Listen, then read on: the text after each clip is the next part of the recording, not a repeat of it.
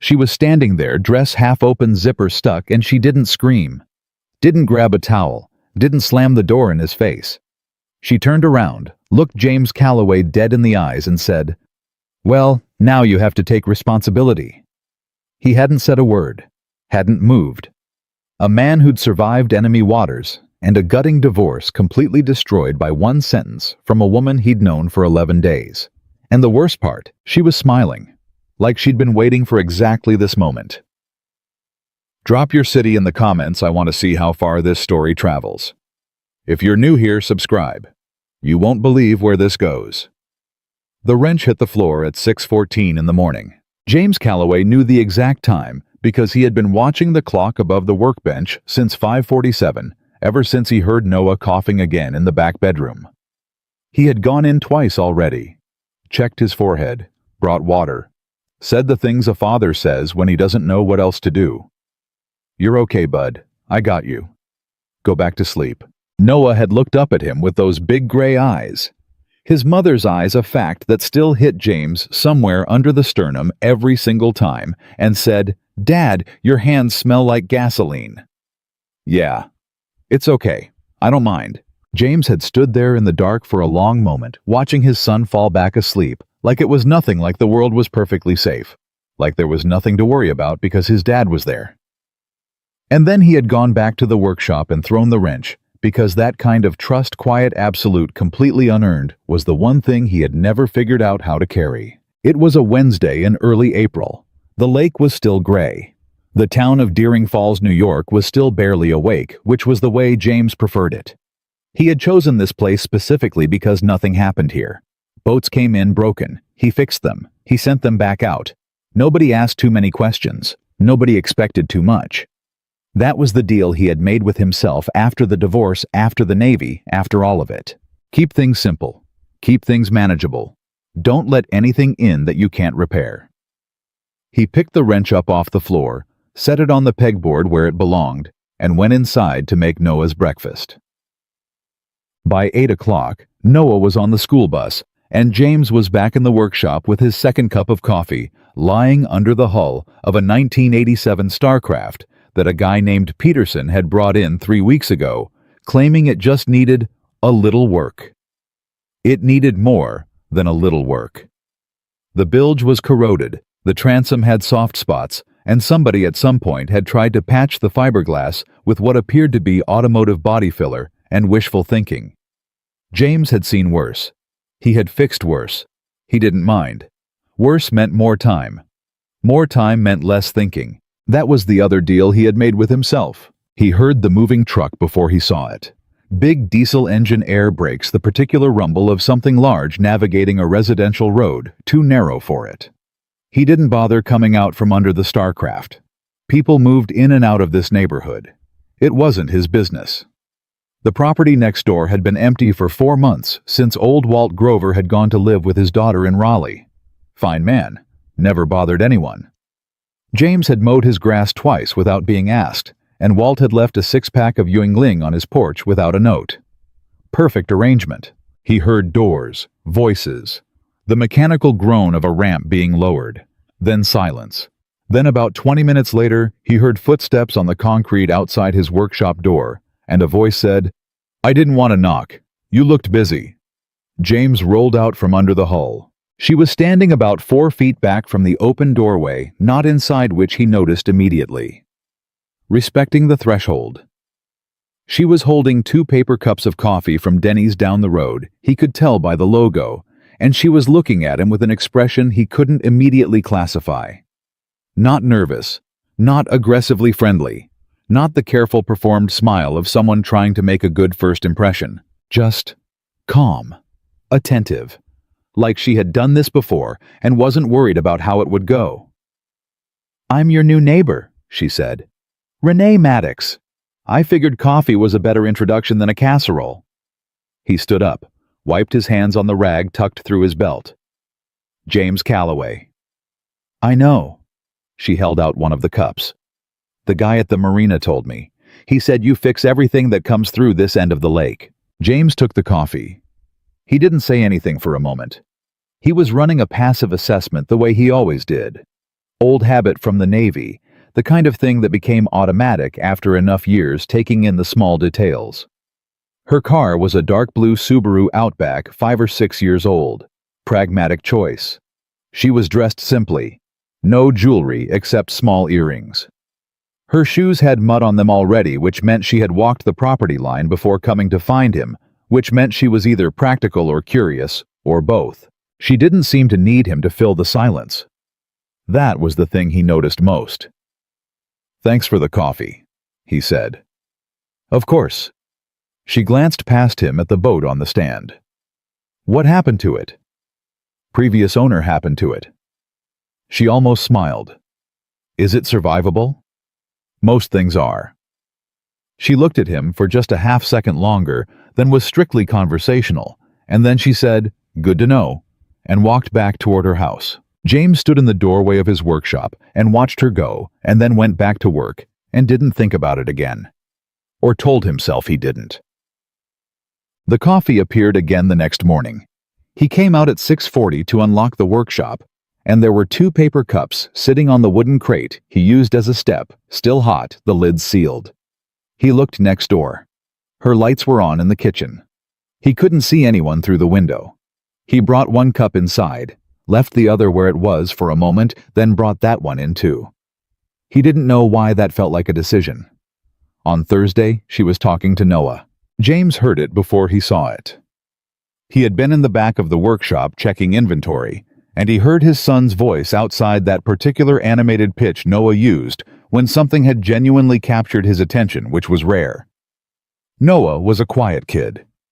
He had been quiet since the divorce, quieter than a 7-year-old should probably be, and James had read 2 books about children and emotional withdrawal, and had implemented approximately nothing from either of them, because every time he tried to start the conversation, he couldn't find the door. He came around the side of the workshop and saw Noah standing at the fence line talking to Renee Maddox through the gap between the posts. She was crouched down on her side, eye level with him, and she was listening. Actually listening. Not the half attention that adults usually gave children. "And the propeller had like 3 blades missing," Noah was saying. "And Dad said it looked like it went through a rock or something. But I think it went through something way worse, like maybe a submarine." "Could have been a submarine," Renee said seriously. "Right, that's what I said." "What did your dad say to that?" Noah considered. "He said submarines don't usually come this far inland." "Well, that's probably true. But technically, if the lake were connected to the right rivers..." "That's exactly what I said." Noah looked delighted. "He said I watched too much YouTube." "Smart kid," Renee said, and Noah grinned so wide it almost hurt to look at. James stood there another moment. Then he said, "Noah, the bus." Noah spun around. "Dad? She thinks I could be right about the submarine." "I'm sure she does." James looked at Renee. "Sorry if he was bothering you." "He wasn't." She stood up easy and unhurried. "He was educating me about propeller damage. I learned a lot." "Bye, Renee." Noah was already running for his backpack. James waited until his son was inside and then said, "He talks a lot when he gets going." "I noticed." She wasn't apologetic about having enjoyed it. "He's a good kid, James." He wasn't sure what to do with that. He nodded and went back to work. By the end of the first week, James had identified 6 distinct things about Renee Maddox that he couldn't entirely explain, and that occupied a small persistent corner of his mind, the way an odd sound in an engine occupies a mechanic, not alarming exactly, but impossible to ignore. 1. She didn't overstay. Every interaction ended before it became uncomfortable. It was like she had an internal gauge he couldn't see. 2. She never asked him about himself. Not once. She talked about practical things, the property, the weather. Noah's theory about submarines, and she didn't probe. 3. She was always up before him. The lights in her kitchen were on every morning when he unlocked the workshop. He started waking up earlier to test this. The lights were still on before him. 4. She had already introduced herself to the two other households on their road, the Kims at the end, and old Dorothy Pierce, who hated everyone, and had apparently told Renee she was adequately tolerable, which Dorothy had never said about anyone in recorded history. 5. She brought the coffee every morning, but she never brought it inside, never waited for an invitation, never made it into a thing. 6. She smiled like she already knew how the conversation was going to go. James was not a man who made much of intuition. He had spent 22 years in the Navy being trained to trust data systems protocols. Intuition was what got people killed when they stopped cross-referencing it against observable fact. But something about Renee Maddox made him feel like he was reading a set of instruments he didn't have the manual for. He called his brother in Pennsylvania on a Friday night. His brother Gary was 51 and divorced twice and worked in HVAC and had opinions about everything. "There's a woman moved in next door," James said. "Okay," Gary said. "She brings me coffee in the morning." "Is she single?" "I didn't ask." "James." "I didn't ask." "What does she look like?" "That's not the point." "It's a little the point. She talks to Noah." James paused. "She crouches down when she talks to him, like she's actually listening." Gary was quiet for a moment. "And that's got you freaked out." "I'm not freaked out. You called me on a Friday night to tell me about your neighbor's coffee man. You're freaked out." James didn't answer that. "She sounds normal," Gary said. "She sounds like a normal woman being a decent neighbor. Why are you making it a problem?" "I'm not making it a problem." "You are. You have a gift for that." Gary's voice was not unkind. "She's being nice. You don't know what to do with nice. That's the whole thing." James sat with that for a moment. "I know what to do with nice. Name one time in the last 3 years you let somebody be nice to you without immediately figuring out their angle." He couldn't. "Right," Gary said. "Drink the coffee, James. Let the woman be your neighbor. Not everything is a threat assessment." He repeated that to himself 2 days later when he walked across the property line for the first time. He had a reason. Legitimate, practical, entirely explainable. One of his socket sets had gone missing, and the last time he remembered using it was when he had helped Noah build a birdhouse in the backyard, which was adjacent to Renee's property, and he thought maybe it had been kicked under the fence accidentally. He had looked everywhere else. It was the logical next step. He told himself that all the way to her front door. He knocked once. Nothing. He knocked again. The door swung open about 4 inches, unlatched. The latch hadn't caught, and his knock had pushed it. He stood there. Any reasonable person would have called out, confirmed she wasn't home, and come back later. That's what a reasonable person would have done. He said, "Ms. Maddox," at normal volume. No answer. He said it louder, "Renee," from somewhere inside, something that sounded like a frustrated exhale, and then, "Back here? I'm not. I just need a pause. Hello. It's James. From next door. Your door was open. I knocked." A beat of silence. Oh. Another beat. Could you actually come in for a second? I know that's a weird thing to ask, but I genuinely cannot. He pushed the door open and stepped inside. The entry led directly into the living room, which was still half unpacked boxes along one wall. He followed her voice down a short hallway toward what he assumed was the bedroom. He stopped in the doorway. Renee Maddox was standing with her back to him in a dark green dress, her arms at an awkward angle, both hands reaching behind her. The zipper was stuck somewhere between her shoulder blades and her waist pulled halfway, and she had clearly been fighting it for a while because her hair was coming loose from where it had been pinned up, and there was a particular tension in her shoulders that James recognized as the specific frustration of a stuck mechanical thing. She heard him stop. She turned her head and looked at him over her shoulder, and for a moment, just a moment, neither of them said anything. She didn't startle, didn't rush to explain or cover or apologize. She just looked at him with those calm, clear eyes, and then she tilted her head slightly, the way she did when she was about to say something she'd already decided on, and she said, "Well, Now you have to take responsibility. James Calloway, who had navigated the South China Sea in 15-foot swells, who had held his position under pressure that would have broken most men who had stood in a divorce attorney's office and not flinched, felt the air go completely out of him. Not in a bad way. In the way of something unexpected, landing exactly right. He walked across the room. He found the zipper pull. The mechanism had jumped the track simple fix 30 seconds, and he worked it free with the particular focus of a man who needed something to do with his hands. He stepped back. She turned around, and she was smiling. Not triumphant, not flirtatious exactly.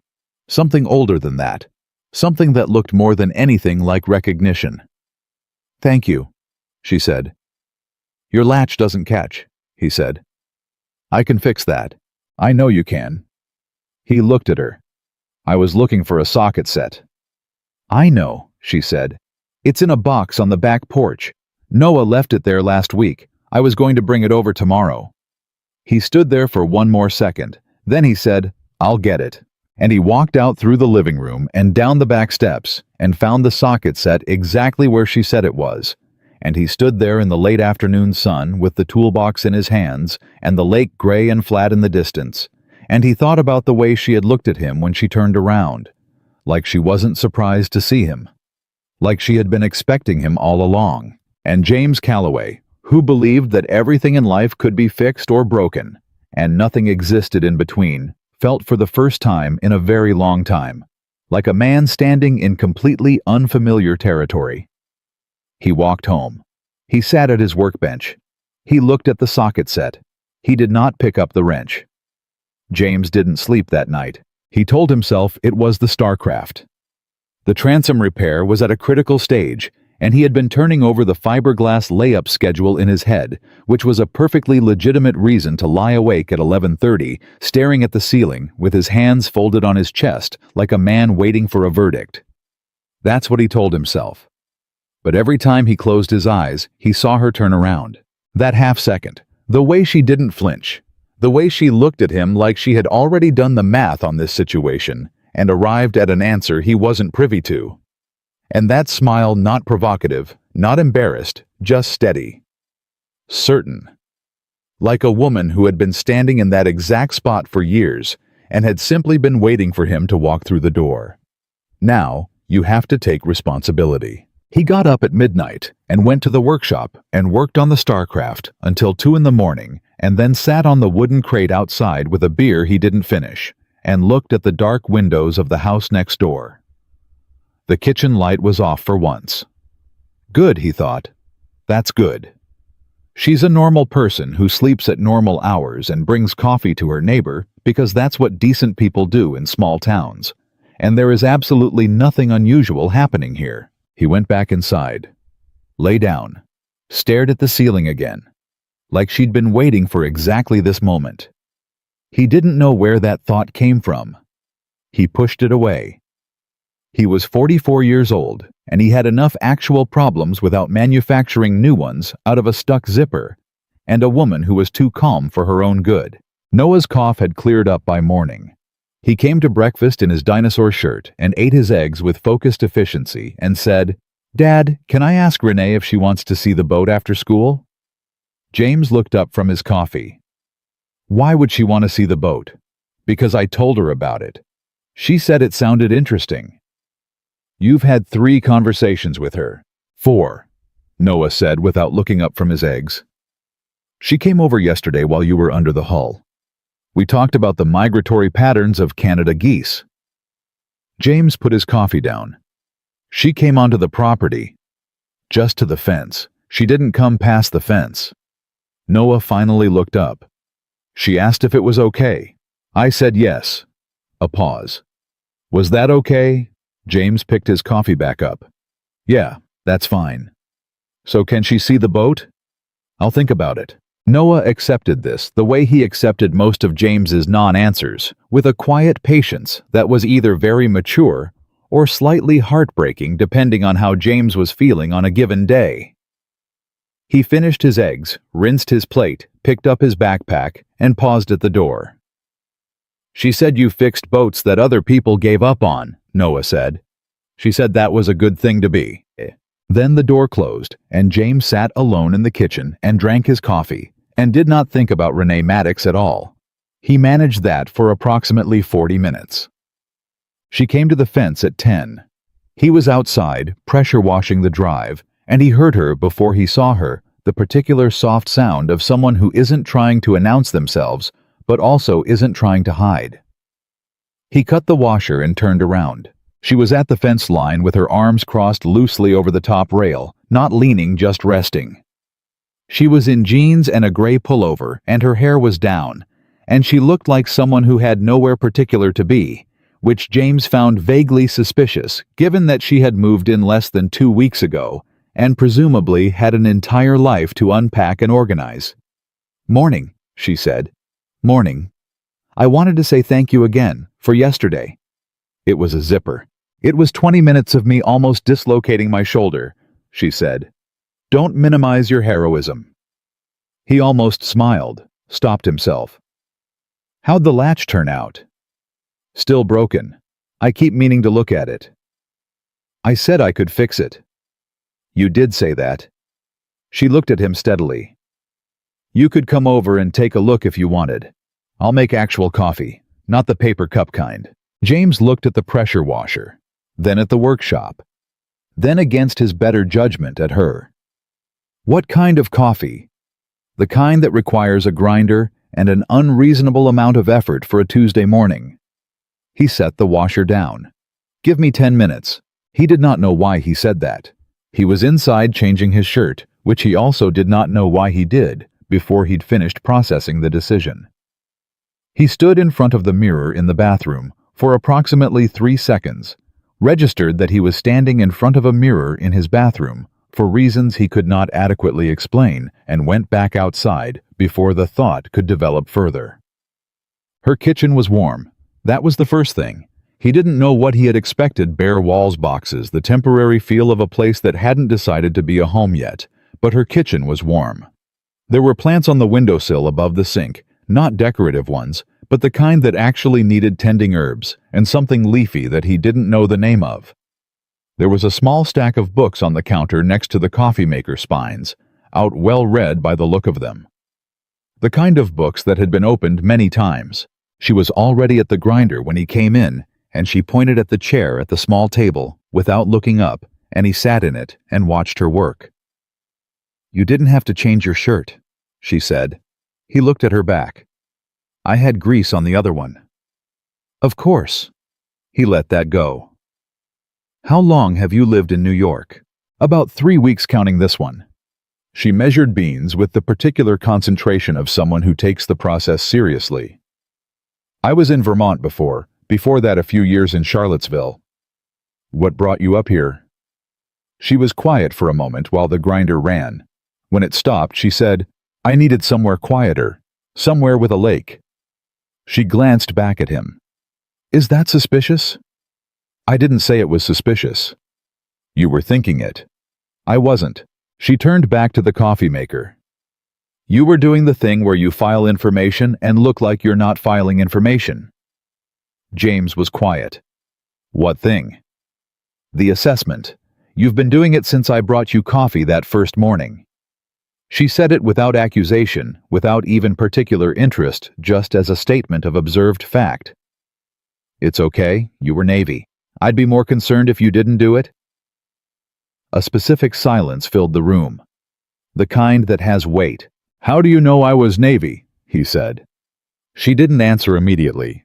She poured the water and pressed the button, and then turned around and leaned against the counter with her arms crossed, and looked at him with that expression again, the one he couldn't classify, and said, "The Marina. I told you." "The Marina told you I fix boats." "People talk." "In a week and a half." "I ask good questions." He held her gaze. She didn't look away, didn't shift, didn't do any of the things people did when they were holding something back and feeling the pressure of it. She just looked at him the way she always looked at him, like the situation was entirely manageable, and she was not remotely concerned about where it was going. "That's a lot of background on a neighbor you just met," he said. "Is it?" She turned back to pour the coffee. You probably know everything about me that's publicly available within a 20-mile radius. Don't tell me you haven't looked. He had. He had done exactly that the night before the socket set incident, and the search had returned exactly what you'd expect for a 41-year-old woman who had moved to a small town upstate, a LinkedIn with a gap in it, a previous address in Vermont. No red flags, no obvious story. Which was its own kind of information. "You're a landscape consultant," he said. Was.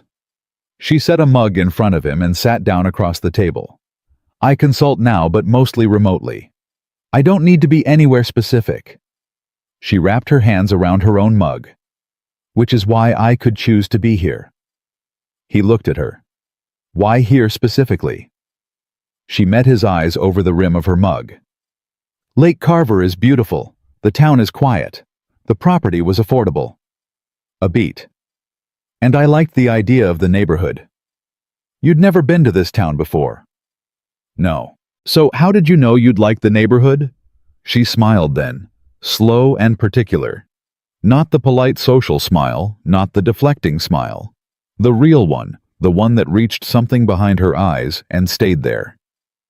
"Good instincts," she said, and she took a sip of her coffee and looked out toward the lake and didn't say anything else about it, and James sat in her kitchen with his unreasonably good cup of coffee and turned that answer over in his hands like a piece of machinery he couldn't identify, and felt with absolute certainty that he was missing something significant. He fixed the latch before he left. 15 minutes, new strike plate, 2 screws reset at the correct angle. He showed her once how it worked. She tried it herself twice, said perfect, and then stood with her hand on the door, looking at him in the particular way she had of making ordinary moments feel like they were happening at slightly slower speed than the rest of the world. "Thank you, James." "It's a latch. It's a lot of things," she said quietly, and he didn't ask her what she meant by that, because he had a feeling the answer would require more than he currently had available. He went back across the property line and into his workshop, and stood at his workbench for a full minute without picking anything up. Then his phone buzzed. It was Noah's school early dismissal for a staff development day he had completely forgotten about.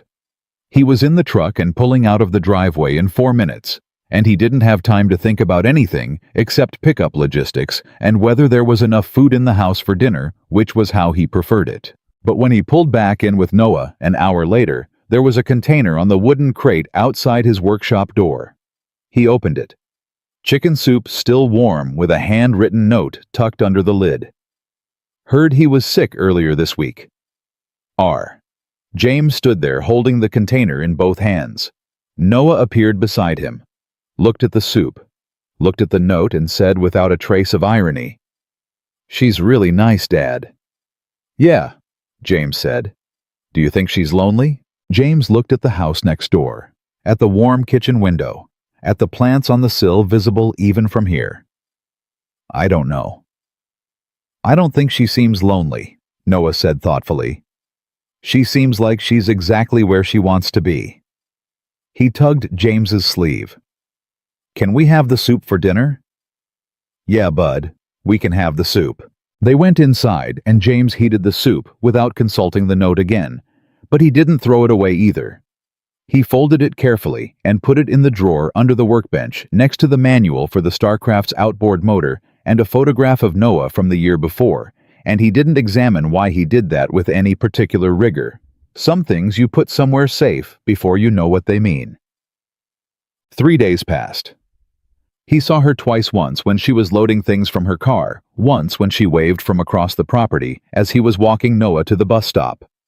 Both times he waved back. Both times she didn't manufacture a reason to extend it into something more, and both times he noticed that absence like a specific sound in a room that had just gone quiet. Gary called on Thursday. "How's the neighbor?" "Fine." "Still bringing coffee?" "Every morning. And you're still pretending that's a totally ordinary thing that doesn't mean anything." James was quiet. "Tell me something," Gary said. "When's the last time somebody did something for you just because no angle, no reason, just because they felt like it?" James thought about the soup, the note, the coffee every morning before he had unlocked the workshop, the way she crouched down and actually listened to Noah talk about submarines. "A while," he said. "That's what I figured." Gary paused. "You know what your problem is. You've told me before. I'll tell you again. You're waiting for the catch. You've been waiting for the catch your whole life. With Dana you found it eventually, and it destroyed you.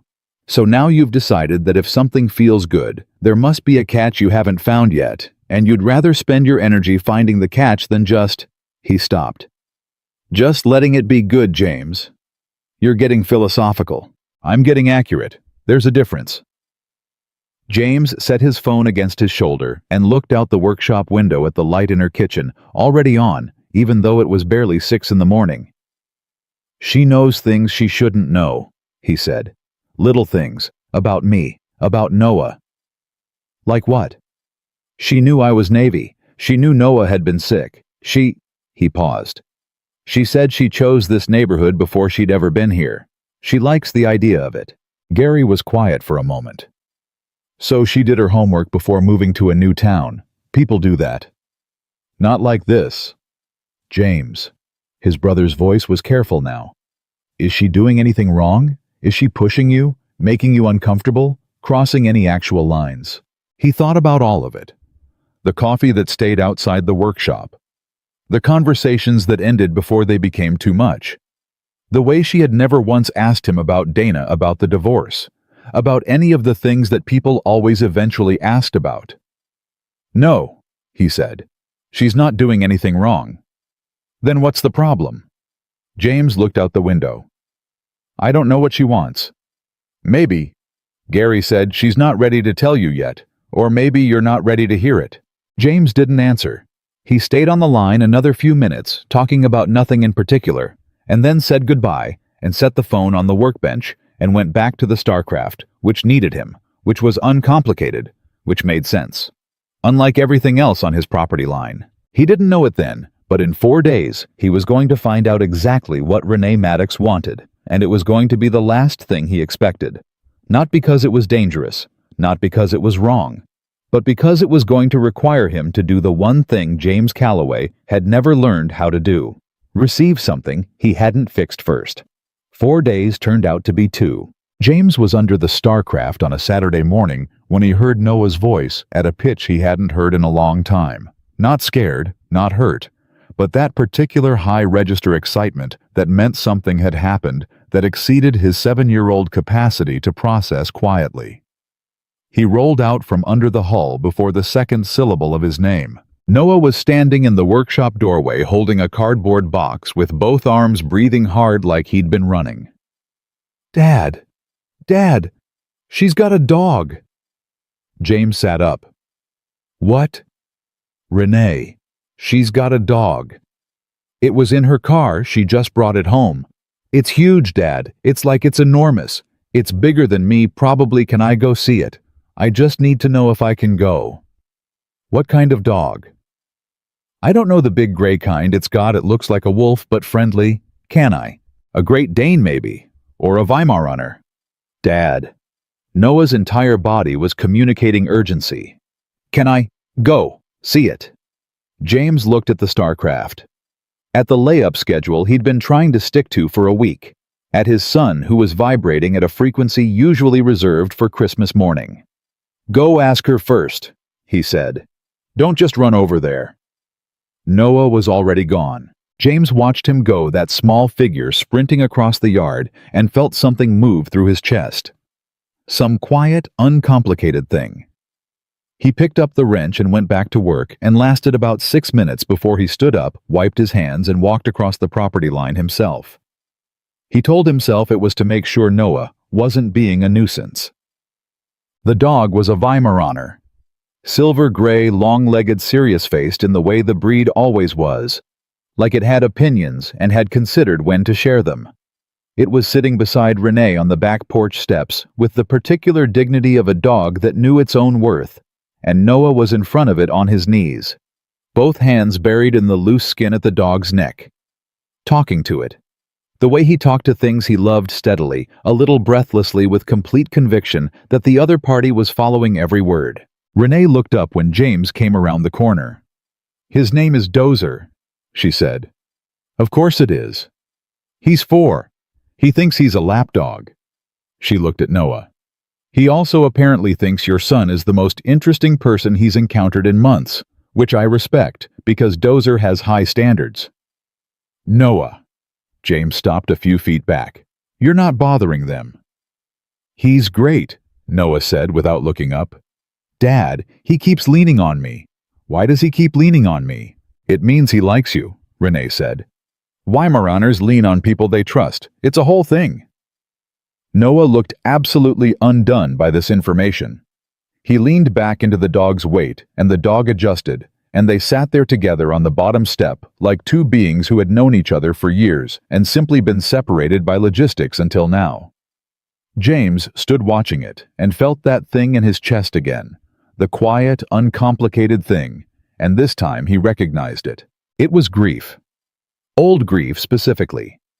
The kind that surfaces not when things go wrong, but when things go unexpectedly right. When you see your kid being happy in a way you didn't engineer, and you realize how long it's been since that happened without you having to make it happen. You okay? Renee said quietly. He looked at her. She was watching him the way she sometimes did, with that particular calibrated attention, not intrusive, just present. Like she wasn't going to pretend she hadn't noticed. Fine, he said. She didn't call him on it. She just moved over slightly on the step and said, Sit down if you want. There's room. He almost didn't. Then he did. They sat on her back porch steps side by side and watched Noah and Dozer conduct their new relationship with full seriousness, and for a while nobody said anything, and James found with something close to alarm that the silence was not uncomfortable. It was the kind of silence that exists between people who don't need to fill space. He hadn't had that with anyone in a long time. He had forgotten it existed. When did you get him? He asked. 3 years ago, after a bad year. She didn't elaborate, and he didn't push. He's been everywhere with me. Vermont, Charlottesville. He adapts well. Good quality in a dog. Good quality in anyone. She was watching Noah scratch behind Dozer's ears. Noah doesn't talk much about his mom. It wasn't a question. James looked at his hands.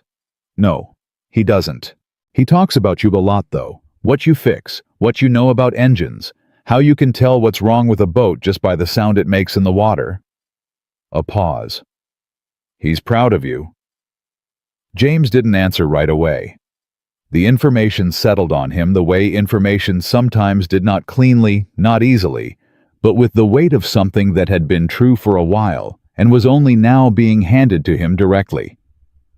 He doesn't say that to me, he said finally. Kids rarely say the thing directly, Renee said. They demonstrate it. You just have to know how to read it. He turned to look at her. You know a lot about kids for someone who... He stopped. She looked at him calmly. For someone who doesn't have any... I was going to say, for someone who just moved in. Sure you were. But she said it without edge. I taught for 6 years, elementary school before I moved to consulting. 3rd grade mostly. She paused. It changes how you listen to them. You stop waiting for the point, and you start hearing what they're actually telling you. Something shifted in James's understanding. Small, but significant, like a compass needle settling. It explained things. The way she crouched down, the way she waited for Noah to finish his sentences, the submarine's conversation. He filed it away with everything else he was accumulating and tried to decide what to do with the growing stack. Why did you stop teaching? He asked. She was quiet long enough that he thought she might not answer. Then she said, Because I wanted something I couldn't have in a classroom. She looked out toward the lake, not at him. I wanted to build something that lasted more than a school year. Her voice was even, carefully even, the way voices got when they were managing something real underneath. I kept starting over every September with a new set of kids, and every June I had to let them go and start counting down to the next September, and I couldn't do it anymore. I needed to put something down and leave it there. James listened to that, really listened. And landscape consulting let you do that? She smiled just slightly. It turns out people care very much about what they put in the ground and what stays. She turned back to look at him. You understand that. I fix boats. You fix things people gave up on, she said. That's not the same as just fixing boats. You choose the ones that look like they're past it. You could take easier work. You don't. He looked at her. How do you know what work I take? Peterson talked to Kim down the road. Kim mentioned it to Dorothy. She paused. Small town. That's a very specific chain of information for someone who's been here 2 weeks. I told you, I ask good questions. She held his gaze. And I pay attention to the answers. He should have let it go. He had told himself at least 4 times since the coffee first appeared on his doorstep that some things were better left as the comfortable surface they presented and didn't need examination. But he was sitting on her porch steps in the pale morning sun with her dog and his son, and that specific quality of quiet between them that he hadn't felt in years. And something in him that was tired of not asking finally spoke. Renee. He said her name carefully. Why here? The real answer. She didn't look away. She didn't smile the way she did when she was deflecting that calm, slightly amused deflection that he had started to recognize as her version of a change of subject. She looked at him with the kind of steadiness that meant she had been waiting for this question and had already decided how much to answer. I'll tell you, she said, but not today. Why not today? Because you're not ready for it today. She said it without condescension, like a doctor stating a dosage. And I'm not going to say it before you are because that's a waste of both our time. James stared at her. You don't know what I'm ready for. I have a pretty good idea. That's... He stopped. Started again. That's an arrogant thing to say. Probably. She did not apologize for it. But I'd rather be honest with you than polite. I've found that polite takes longer and doesn't actually get anywhere. He sat with that for a moment. The dog had settled its enormous head on Noah's lap, and Noah was running his fingers along its ears with the hypnotized focus of a child who had found exactly the right thing to do with his hands. The sun was moving across the yard. Somewhere on the lake, a motorboat started up, cut out, started again. You're a strange woman, James said. I'm a straightforward woman, she said. People find that strange sometimes. He looked at her for a long moment. Then he said, Noah's going to ask if Dozer can come over to our yard. I know. And you're going to say yes, obviously. And then he's going to ask if Dozer can come over every day. Probably. And you'll say yes to that too. She looked at him steadily. Is that a problem? He thought about it. Really thought about it the way he should have been thinking about all of it from the beginning. Not what it might mean. Not what the angle was. Not what the catch was. Just the actual, observable fact of the question in front of him. No, he said. It's not a problem. She nodded like that was settled. Noah looked up from Dozer's ears and said, Dad, can Dozer come over to our yard? Yeah, bud. Every day. James looked at Renee. She was looking at the lake. We'll figure it out. That evening he called Gary. He didn't plan to. He was washing dishes after dinner, and Noah was in the living room doing homework with a seriousness that James suspected had something to do with wanting to finish, so he could talk more about Dozer, and James found himself picking up his phone before he'd made a conscious decision. She said she'd tell me why she came here, he said when Gary picked up skipping hello entirely. But not yet. She said I wasn't ready. Gary was quiet for exactly 2 seconds. Then he said, I like her. I haven't told you anything about her. You've told me plenty. She's not chasing you. She's not performing. She just said a direct, true thing to a stubborn man who has been actively looking for reasons to keep his distance for 2 weeks, and she said it without apologizing for it. Gary paused. I like her enormously. She's hiding something. She's timing something. There's a difference, James. How is that different? Hiding is when you don't want someone to know. Timing is when you want them to be ready. Gary's voice went quieter. You've been not ready for 3 years. Since Dana left. You've been walking around that workshop in that town, fixing everybody else's broken things, and not letting a single person fix anything of yours. And now there's a woman next door who—" He stopped. What did she actually say? Exactly. James thought about it. I'd rather be honest with you than polite. She said polite takes longer and doesn't get anywhere. Lord, Gary said, marry her. Gary, I'm not joking. Not right now, I'm not. James turned off the faucet and stood at the kitchen window looking at the light in her kitchen. On as always. That warm, steady light. She knows things she shouldn't know, he said again, but it came out different this time. Not like a warning. More like a fact he was still working out what to do with. About me. Things the Marina wouldn't tell her. Things Dorothy Pierce wouldn't know. So ask her about it. I tried. She said she'd tell me when I was ready. Then get ready, Gary said simply. I know that sounds like nothing, but I mean it. Stop auditing her and start asking yourself why you're so determined to find the problem before you've even let yourself see if there's something good. After he hung up, James stood at the window a while longer. The light in her kitchen didn't go out until almost 10. He wasn't watching for it. He just happened to be there when it did, standing at his own kitchen window, with his hands around a mug of tea that had gone cold, thinking about a woman who said honest things without apology, and a dog that leaned into the people it trusted, and a son who was proud of him in ways he never said out loud. He was missing something. He knew that. There was a piece of the picture he didn't have yet, and some part of him, the part that had spent 2 decades reading situations for hidden variables, for the thing nobody was saying, for the detail that changed the whole meaning of what you thought you were looking at. That part was very quietly beginning to understand that when that piece arrived, nothing was going to look quite the same. He just didn't know yet how far back it went. He rinsed his mug, checked on Noah, who was asleep with the light still on, and a library book open on his chest with a page-long passage about Weimaraners that he had apparently looked up before bed. James set the book on the nightstand and turned off the light and stood in the doorway for a moment, listening to his son breathe.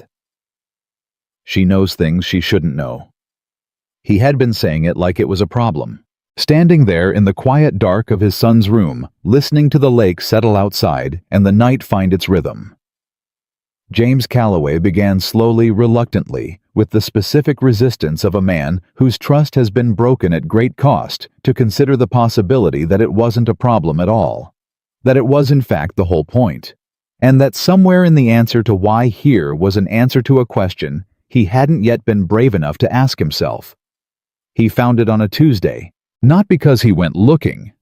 That was the part he kept coming back to afterward. He hadn't gone looking.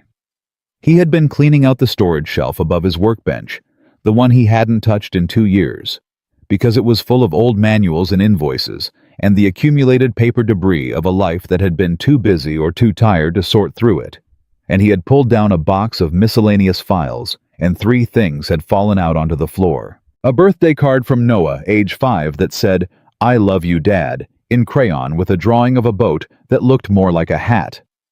A photograph of James on the deck of the USS Monterey, 22 years old, squinting into the Pacific sun with the particular expression of a man who doesn't know yet what's coming and is fine with that. And a magazine, not a recent one. The cover was sun-faded, and the spine was cracked, the kind of wear that came from being read multiple times and stored and taken out and read again. Coastal Living from 9 years ago. He almost set it on the discard pile without opening it. Then something made him flip it over. There was a yellow sticky note on the back cover. Not his handwriting. Neat loop, the handwriting of someone who had been taught cursive and had kept it. This is the one, page 34. He opened to page 34. The article was about a man who had restored a destroyed 1962 Chris Craft that everyone in the marina had told him to scrap. 3 columns, 2 photographs. The restoration had taken 18 months. The man in the photographs was younger, leaner, wearing a navy base cap pushed back on his head and looking at the camera with the slightly surprised expression of someone who had just been told they were worth photographing. The man was James Calloway. He sat down on the wooden crate. He read the article. He remembered the reporter young woman, late 20s, had shown up at his bay at the Virginia Beach Marina on a Thursday and asked if she could write about the boat because her editor had heard about it from someone at the base. He had said yes, mostly because he had been too busy to think of a good reason to say no. He had forgotten about it almost immediately after. He didn't know it had ever been published. He had never seen the finished piece. He read it twice. Then he looked at the sticky note again. This is the one. The handwriting was Renee's. He didn't know how he was certain of that before he'd even consciously compared it to anything, but he was. The same neat loops on the L in this.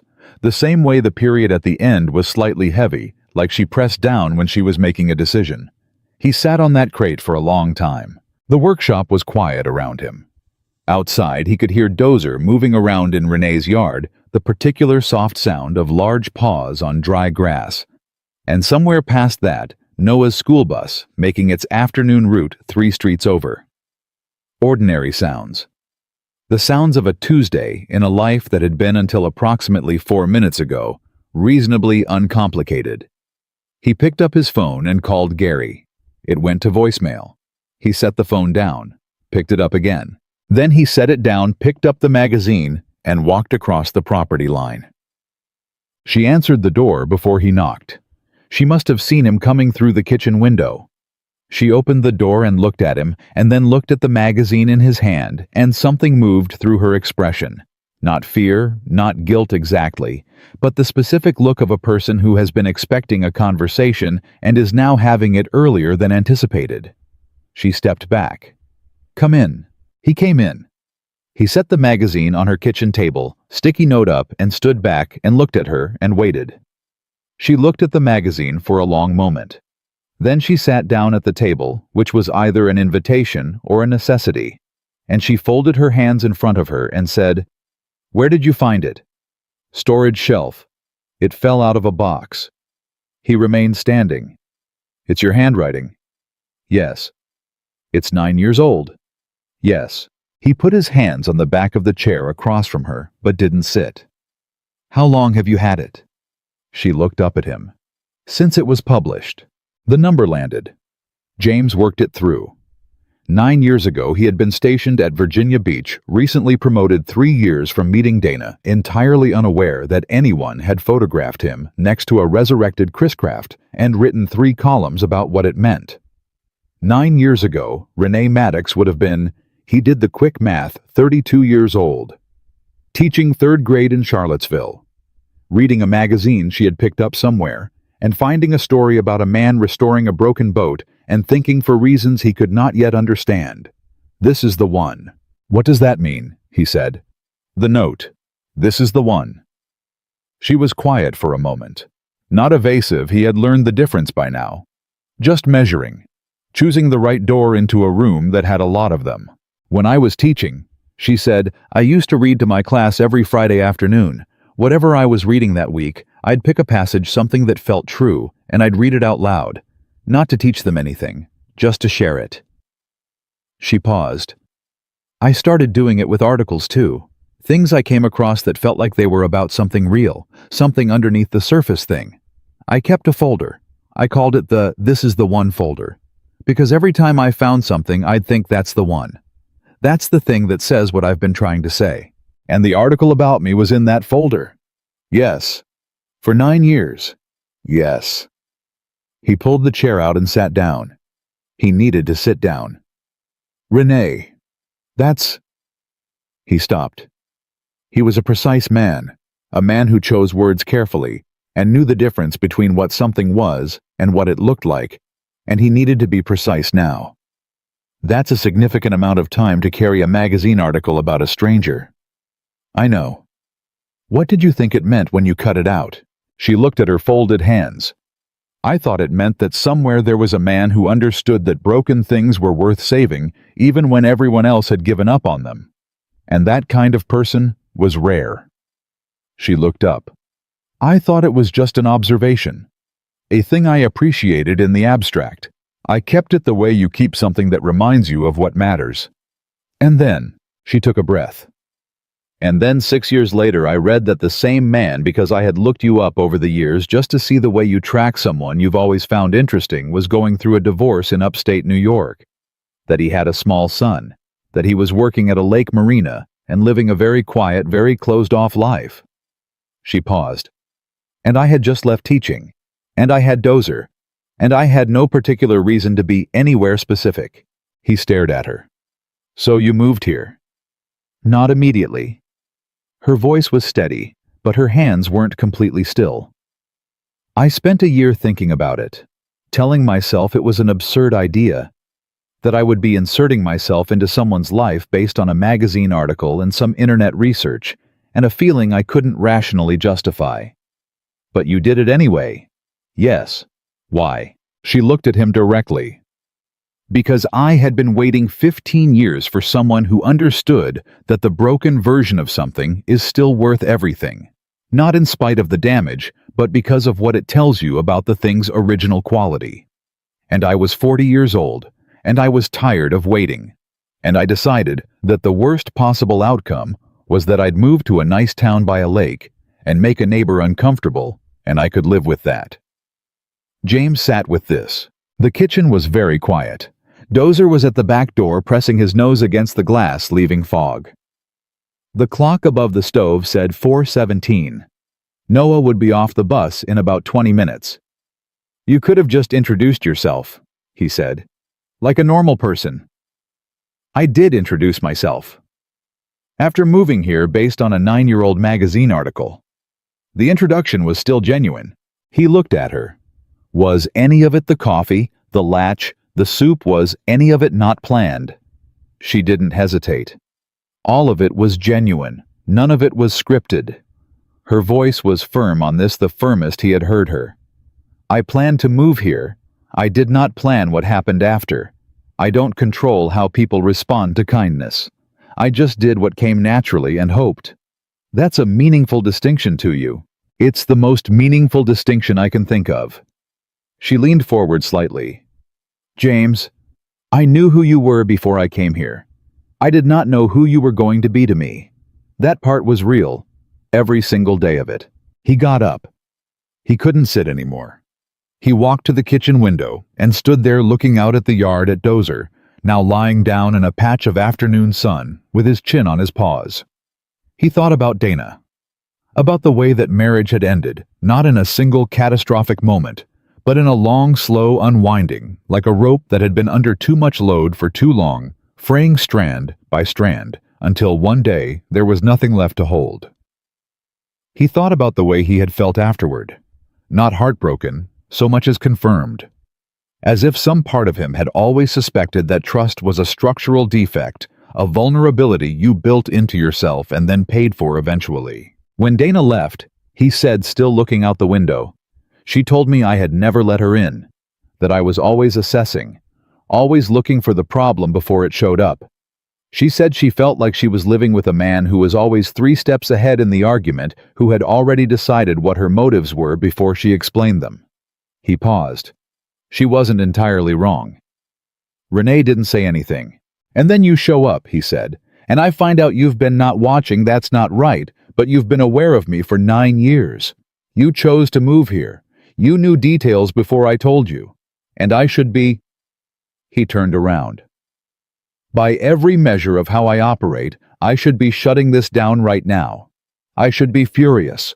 I should be saying this is exactly what I was afraid of. She met his eyes. Are you furious? He looked at her for a long moment.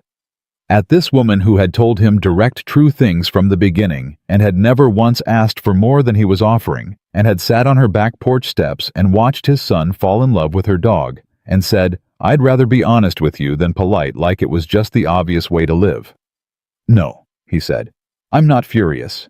What are you? He sat back down. He picked up the magazine, looked at his own face in the photograph, 22 years younger, sun squinting, not yet knowing what was coming. I'm trying to figure out what to do with this. You don't have to do anything with it right now. I know, that's not... He set the magazine down. The thing that gets me isn't that you came here. I think I can understand that. It's that you never said anything. 3 weeks. You watched me try to figure you out. You saw me running every assessment I know and you just waited, she said. Yes, because, she said carefully, if I had told you on day 3, you would have left, not physically, but you would have closed off so completely that this conversation wouldn't be possible for years, if ever. She held his gaze.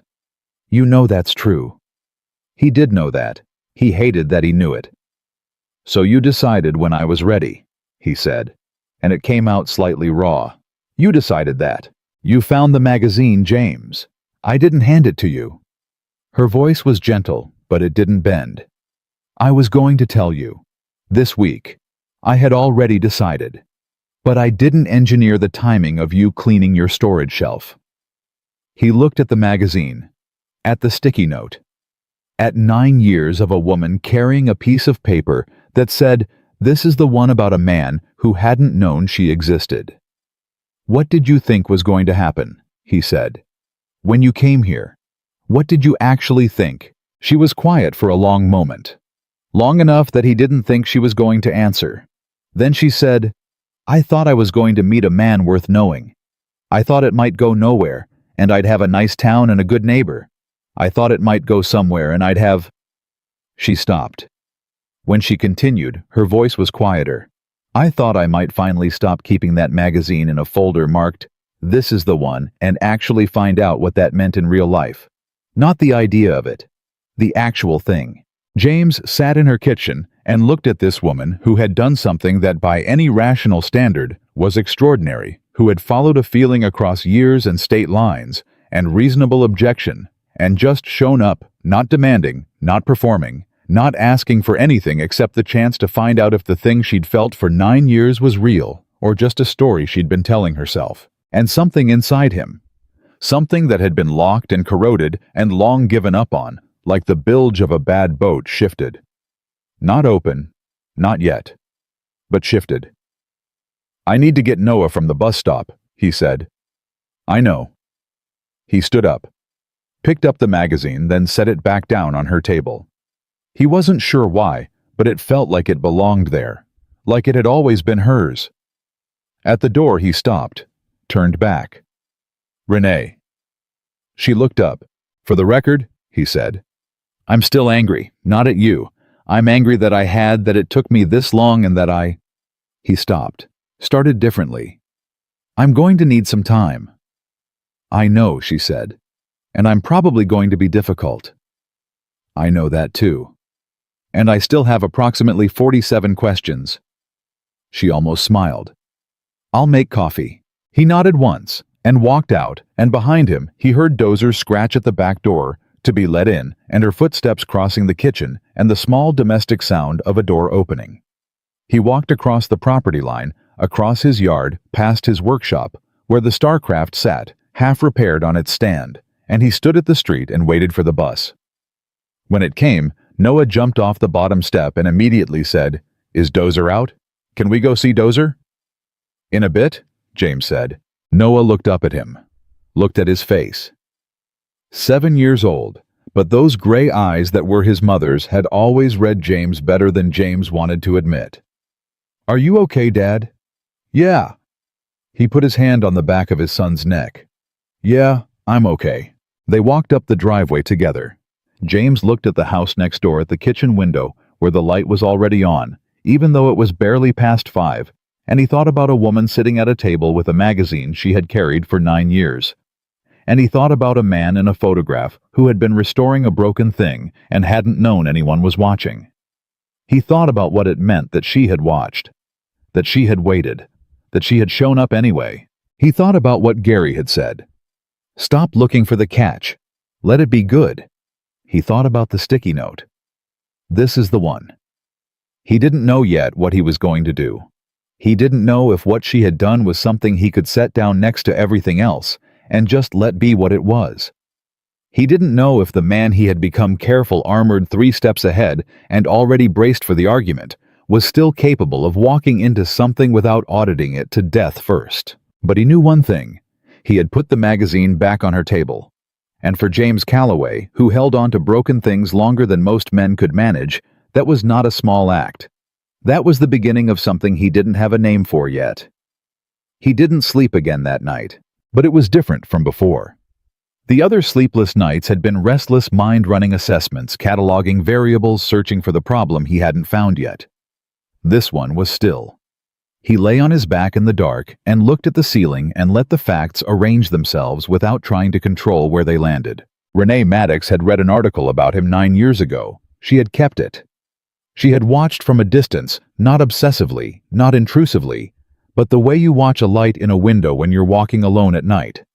Not taking anything, just noting that it was there, that it was warm, that it meant someone was home. And then his life had fallen apart, and she had decided that distance was no longer the right answer. He turned that over for a long time. The thing he kept returning to, the thing he couldn't argue himself out of no matter how many times he tried to frame it as a violation, or a manipulation, or any of the other words that would have made it simpler, was the coffee. The way it appeared every morning outside his workshop door, without ceremony, without expectation, without any requirement that he acknowledge it, or be grateful for it, or become someone different in response to it.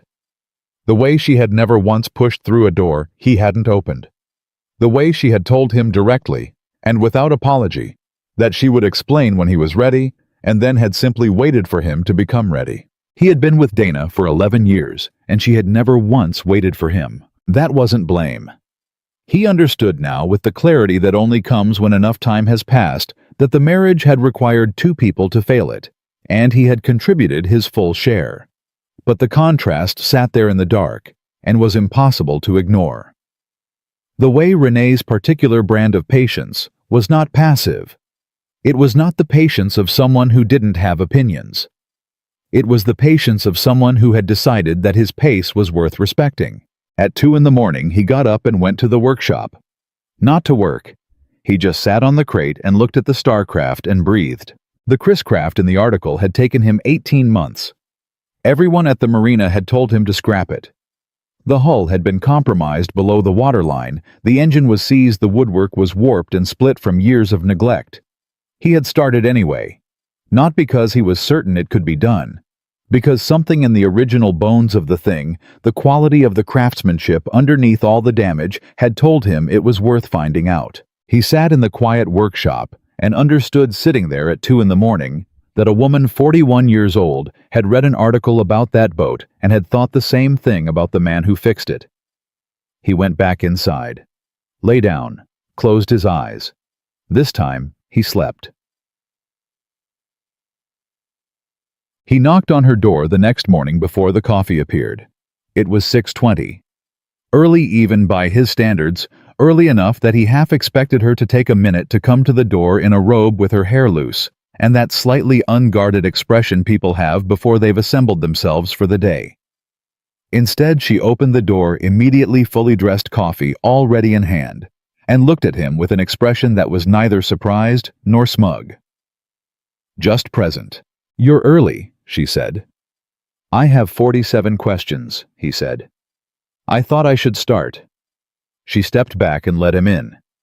They sat at her kitchen table, and the coffee was already made, and Dozer came over and put his chin on James's knee, without asking, which James had started to understand was simply the dog's way of registering a vote. He put his hand on the dog's head without thinking about it. "Ask," she said.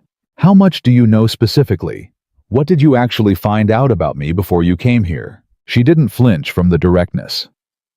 "Your Navy record is partly public rank, service dates, commendations. The article gave me Virginia Beach, the marina's name.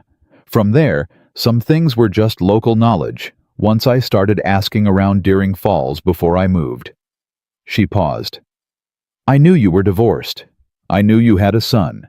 I knew you'd been here about 2 years. I knew your reputation at the marina." She looked at him steadily. "I did not read your mail. I did not talk to Dana. I did not hire anyone. It was all surface-level information that any curious person with internet access and a few phone calls could find. But most curious people don't move across state lines because of it." "No," she agreed. "They don't." "So why did you?" She wrapped both hands around her mug. "Because I was 40 years old and I had spent my entire adult life being careful. being reasonable, waiting for the right circumstances to align in the right order. And I had that magazine in a folder for 9 years, and every time I opened the folder, I thought that man understands something about value that most people don't. That broken things have worth, that the effort of repair is itself a form of love. She looked at him. And I thought, what if I just went, what's the worst thing that happens? I move somewhere beautiful and it doesn't work, and I have a good lake view and an interesting neighbor. And if it did work? She looked at him for a long moment. Then I'd have stopped waiting for my life to begin. James sat with that.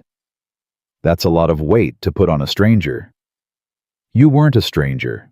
You were someone I'd been thinking about for 9 years. She shook her head. I know how that sounds. It sounds like something I should be more alarmed by than I am. Are you alarmed? He thought about it honestly. No. And I've been trying to figure out why not. Because I should be. By every protocol, I know I should be treating this as... He stopped. But I keep coming back to the same thing. You never pretended. You never manufactured who you were. Everything you showed me was real, even when I didn't know the full context of it. Yes, she said quietly. That's exactly right. The coffee was real. Yes. The soup was real. Yes. The zipper was... He stopped. The corner of his mouth moved almost involuntarily. The zipper was actually stuck. James, I was 20 minutes from calling Dorothy Pierce, and that woman cannot keep a secret. The zipper was actually stuck. He looked at her. She was almost smiling. He was almost smiling. And something in the space between those two almost smiles was warmer than anything he had felt in a very long time. I need to tell you something, he said. And I need you to just let me say it without, he gestured vaguely, without the calm. She raised an eyebrow. You want me to be less calm? I want you to just listen. She nodded, folded her hands, waited. After Dana left, he said, I made a decision. Not consciously, not in words, but in the way you make the decisions that actually stick in your behavior, in your habits, in what you let yourself want. I decided that I was not going to be someone who needed anything from anyone. That the safest possible version of my life was the one where I provided everything and required nothing, and made myself so sufficient that the absence of another person could never hollow me out again. He paused. And it worked. For 2 years it worked perfectly. Noah was okay. The work was good. The town was quiet. Nothing happened that I couldn't handle alone. Renee was very still. And then you showed up, he said, with your coffee and your calm and your dog and your completely insane 9-year backstory, and you didn't ask me for anything. You didn't need me to be different. You didn't need me to open up on a schedule or perform recovery or be further along than I was. He stopped. Do you understand how disorienting that is for a man who has spent 2 years making sure he doesn't need anything? Tell me, she said softly. It is the most terrifying thing that has happened to me since my divorce. He said it plainly, without drama. Because I can defend against need. I'm very good at defending against need. I am completely unprepared to defend against someone who simply waits, who shows up every day and asks for nothing, and makes the space around them so livable that you find yourself breathing differently just from being near them. Renee looked at him, and her eyes were bright, and she didn't say anything for a moment. I'm not fixed, he said. I need you to know that. I've got a lot of damage still in places I haven't fully assessed yet, and I don't know how long that takes, and I can't promise a timeline. James? And I have a 7-year-old who has already had one person leave, and I am not going to let him get attached to a situation that James. Her voice was firm and gentle at the same time, a combination he had only ever heard from her. I didn't come here for a fixed man. I came here for that one. She pointed at the magazine on the table between them, the 9-year-old article with the sun-faded cover and the sticky note that said, "This is the one. The one who looks at something everyone else gave up on and says no. This is still worth it. This still has value. I'm going to find out what it can be." She held his gaze, That's who I came here for. Not a finished version. The actual one. The kitchen was very quiet. Dozer shifted his chin on James's knee and sighed deeply, the specific sigh of a dog who feels that the humans in the room are being unnecessarily slow about things. He agrees with me, Renee said. He's a dog. He's an excellent judge of character. James looked down at the dog, then back at her. I don't know how to do this. I want to be clear about that. I know how to fix things, and I know how to protect things, and I know how to maintain a perimeter, and I know how to... He stopped. I do not know how to be on the receiving end. Of this. Of someone deciding I'm worth... He couldn't finish it. I know, she said. I watched you figure that out in real time for 3 weeks. The coffee, the latch, the soup, every time I did something, I watched you try to find the invoice for it. The thing you owed me in return. The way to make it an exchange instead of a gift. He looked at her. Because gifts have catches. Not always. In my experience, I know. She reached across the table and put her hand on his, not grasping, just there. I'm not asking you to believe that overnight. I'm asking you to let me keep showing you, over time, without a deadline. He looked at her hand on his. He thought about Noah saying she seems like she's exactly where she wants to be. He thought about Gary saying, let it be good, James. He thought about lying on his back in the dark at 2 a.m, and understanding finally that the quality of the original thing underneath all the damage was exactly what had made the restoration worth attempting. He turned his hand over under hers. Okay, he said, just that. Just the one word. But the way he said it, not resigned, not careful, not pre-braced for the argument, was different from the way he had said anything in a very long time. It was the voice of a man who had just for the first time in years decided not to audit the situation before entering it. She squeezed his hand once. Then she let go and stood up and refilled both their mugs and sat back down and said, Now, you said 47 questions. You've asked approximately 4. We should keep going, or you'll never get to work. He almost laughed. The sound surprised him came out before he could measure it. You're going to manage the agenda now. Someone has to. You're very thorough, but you're not efficient. She pushed his mug toward him. Ask. He asked. She answered. Some things she answered completely, and some things she answered partially, and 2 things she said she'd tell him later when she could explain them properly, and both times he nodded and filed it and didn't push. They sat at her kitchen table until 7:40, when James looked at the clock and said, Noah, and stood up, and they both walked to the front door, and he went across the property line to wake up his son. Noah came to breakfast already talking. He had apparently had a dream about Dozer navigating a submarine, which he presented as evidence that his original submarine theory deserved more serious consideration. James made eggs and listened and said, in the appropriate places, and drove him to school and came back and went to the workshop and stood in front of the StarCraft for a long time. Then he picked up his tools and went back to work. Not because things were resolved. Not because the damage was repaired, or the questions were all answered, or the future had clarified itself into something he could navigate with confidence. None of that was true. He was still a man with significant structural damage in places he hadn't fully reached yet. He was still going to be difficult. He was still going to run assessments when he should have been breathing and pre-brace for arguments that weren't coming, and occasionally mistake patience for strategy. But he picked up his tools and went to work because that was what he knew how to do. And now, for the first time in 2 years, he was doing it in a life that had something in it that hadn't been there before. Something warm and steady and entirely unconcerned with whether he was ready for it on any particular schedule. At 10 o'clock, the coffee appeared on the wooden crate outside the workshop door. He came out, picked it up, and looked next door. She was at her kitchen window. She raised her own mug. He raised his back. He went inside and got to work.